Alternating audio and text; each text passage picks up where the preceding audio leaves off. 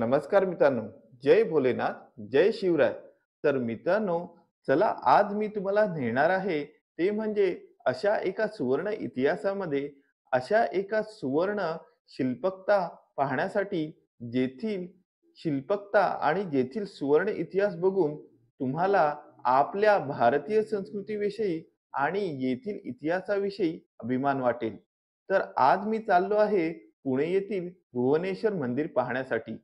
आणि आज मी तुम्हाला घेऊन जाणार आहे येथील सुवर्ण इतिहास आणि येथील सुवर्ण कला आणि शिल्पकता बघण्यासाठी. तर चला जाऊ आज आपण पुणे येथील भुवनेश्वर मंदिर पाहण्यासाठी. जय भोलेनाथ.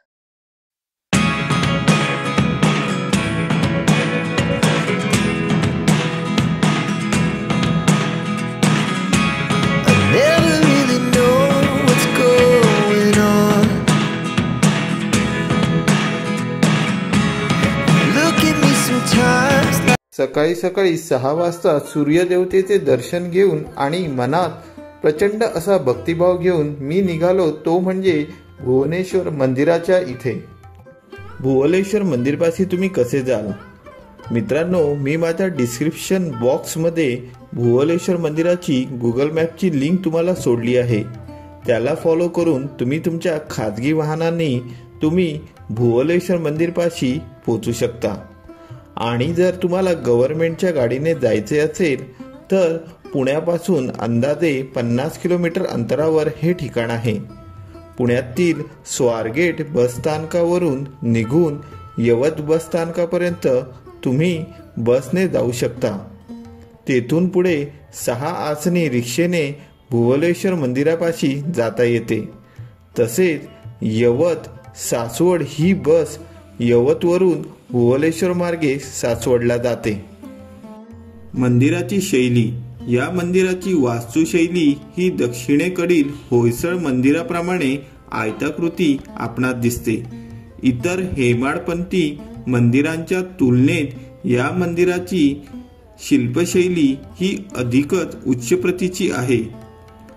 पूर्वाभिमुख असलेल्या या मंदिराच्या बाहेरील प्रकाराची रचना ही उत्तरेतील जैन मंदिराच्या धर्तीवर आपणास दिसते. येथील शिवमंदिरास भुवनेश्वर महादेव किंवा यवतेश्वर असेही म्हणतात. पुरंदर तालुक्यातील माळशिरस गावाजवळील हे मंदिर यादवकालीन आहे. मंदिराची मूळ बांधणी ही 13व्या शतकातील असून सभोवतालची भिंत, नगारखाना, शिखरे ही 18व्या शतकातील मराठा शैलीमध्ये आपणास दिसतात. पूर्वी मूळ मंदिरास अतिभव्य प्रकारचे होते. नंदीचा मंडप ही स्वतंत्र होता, पण 18व्या शतकातील झालेल्या जीर्णोद्धारामध्ये हे मंदिर एका छताखाली आणण्यात आले. मंदिराकडे जात असताना तुम्हाला येथील गावकऱ्यांनी मांडलेली छोटी छोटी दुकाने येथे दिसून येतात, जिथे येथील मंदिरामध्ये पूजेचे साहित्य तुम्हाला सहज भेटून जाते. मंदिराकडे प्रवेश करताना मला दिसली ती म्हणजे द्वारपालाची सुंदर अशी शिल्पकृती, जी तुम्ही बघू शकता किती सुंदर आणि रेखीवपणे याचे काम झालेले आहे. दौलत मंगल किल्ला आणि मंदिराचा जीर्णोद्धार. 1634 मध्ये विजापूरचा सरदार मुरार जगदेव याने या डोंगरावर दौलत मंगळ नावाचा किल्ला मांडला.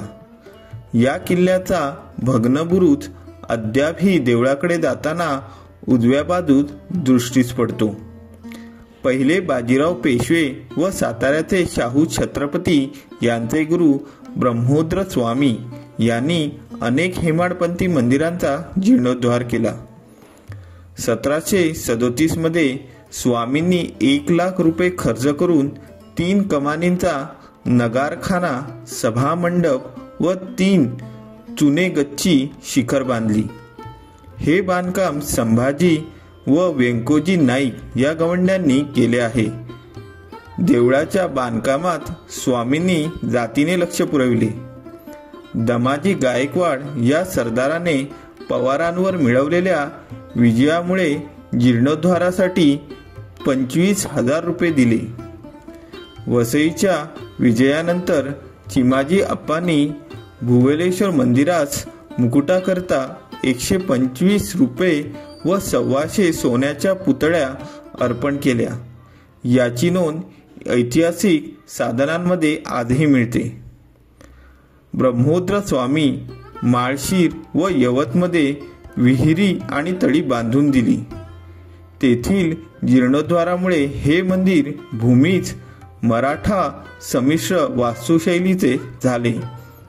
भुवनेश्वर मंदिरातील शिल्प सौंदर्य उत्तम आविष्कार आहे.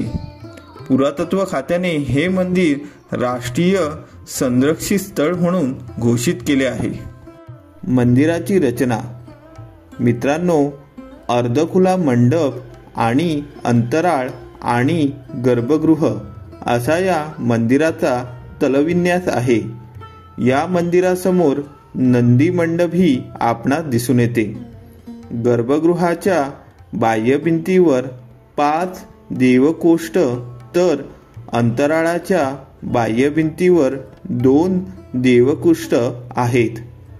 अर्धखुल्या मंडपाच्या खालच्या थराला आपल्याला सिंह आणि हत्ती तर वरच्या थराला पुराण कथांची दृश्य आपणास दिसतात. तसेच मंदिराच्या आवाराभोवती असलेल्या भिंतींना 16 देवकुलिका आहेत असे आपल्याला येथे आढळते. मंदिराचा गाभारा. या मंदिराचे गर्भगृह खोल असून गर्भगृहासमोर उंचावर काळ्या दगडांचे कोरीवकाम असलेले नंदी आपणास इथे दिसते. नंदीच्या उजव्या बाजूला एक ओटा असून त्यावर कासवावर बसलेला नंदी असावा. हल्ली त्याचे फक्त डोके शिल्लक असल्यामुळे हा प्राणी निश्चित कोणता असावा हे कळत नाही. गर्भगृहातील शिवलिंगाच्या संगमवरील बाणावर पितळी मुखवटा बसवलेली आहे. बाण काढल्यानंतर खाली आत 3 मुख्य लिंग 3 कोपऱ्यामध्ये उंचवट्याच्या स्वरूपात असून ती ब्रह्मा विष्णू महेश यांचे प्रतीक आहे. पिंडीच्या खाली असलेल्या खोलगट भागात नैसर्गिकरित्या पाणी पाझरत असते. अन्य शिवमंदिरांपेक्षा येथे अनेक वैशिष्ट्ये आपणास आढळून येतात. कीर्तिक मुख उंबरट्याच्या मध्यभागी न काढता दोन्ही अंगास कोरलेली आहेत. गाभाऱ्याच्या गणेशपट्टीवर गणपतीचे चित्र आपणास दिसते. तरी देवळाभोवती असणाऱ्या दक्षिणमुखी पट्ट्यावर गणेशाऐवजी भैरवाचे शिल्प आपणास कोरलेले दिसते. ओवऱ्या व दगडात कोरलेल्या खिडक्या याची एक मांडणी आपणास येथे आढळते. मंदिरातील शिल्प. या मंदिरात मोठ्या प्रमाणात मानवी देवतांचे शिल्प आढळते. देवळाभोवती असलेल्या ओवऱ्यांमध्ये अनेक देवतांच्या मूर्ती असून काही ओवऱ्यांमध्ये रिकामा आपणास येथे दिसून येतात.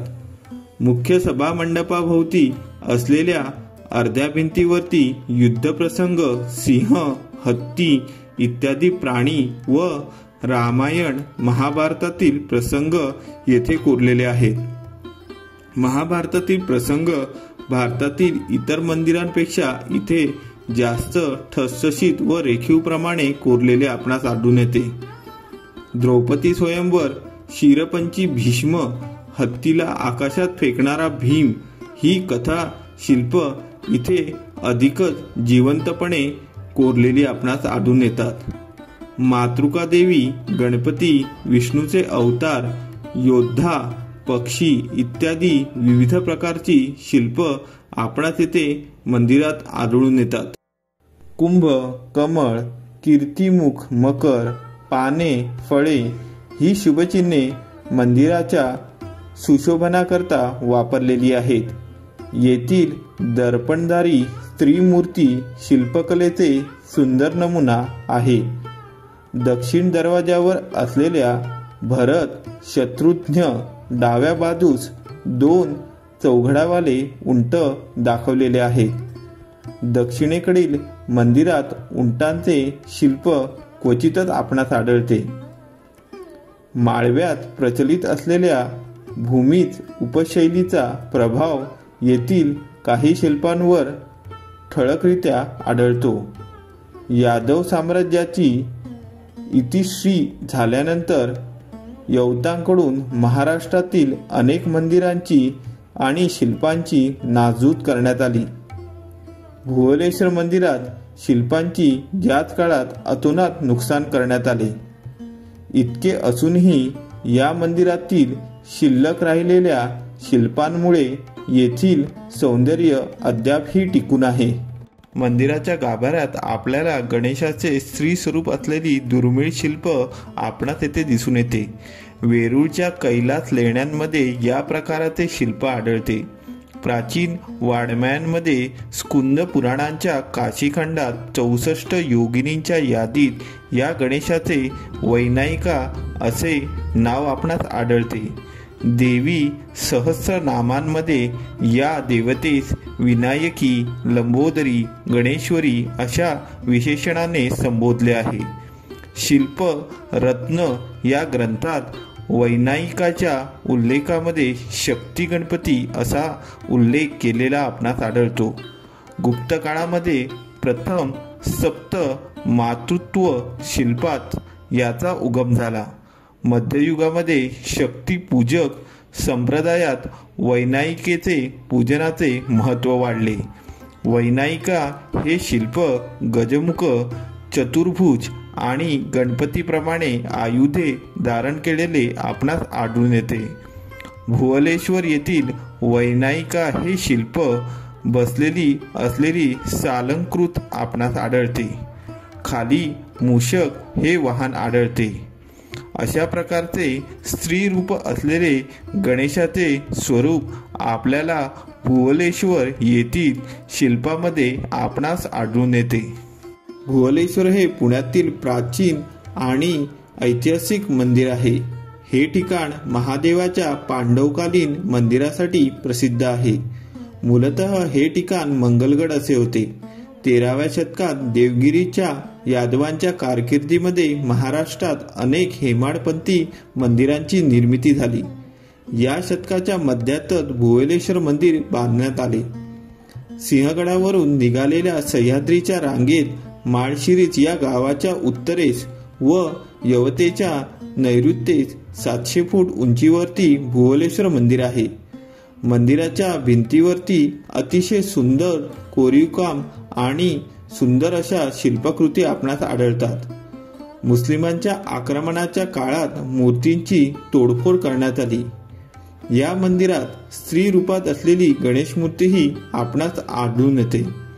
गाभाऱ्यात शिवलिंग आहे, मात्र फक्त पूजेसाठी ते पिंडीवर ठेवण्यात येते.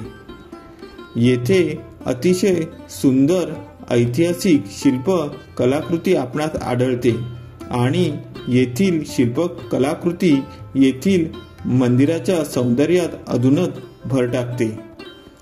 राजमाता जिजाऊ बालशिवबाला येथे घेऊन येत असत.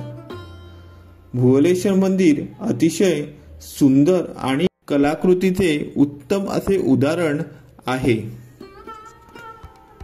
आज मी तुम्हाला ते भुवनेश्वर मंदिराचा इतिहास दाखवला, येथील शिल्पकला दाखवली, तसेच येथील आजूबाजूचा जो परिसर दाखवला तो तुम्हाला कसा वाटला हे मला कमेंट बॉक्समध्ये तुम्ही नक्कीच सांगा.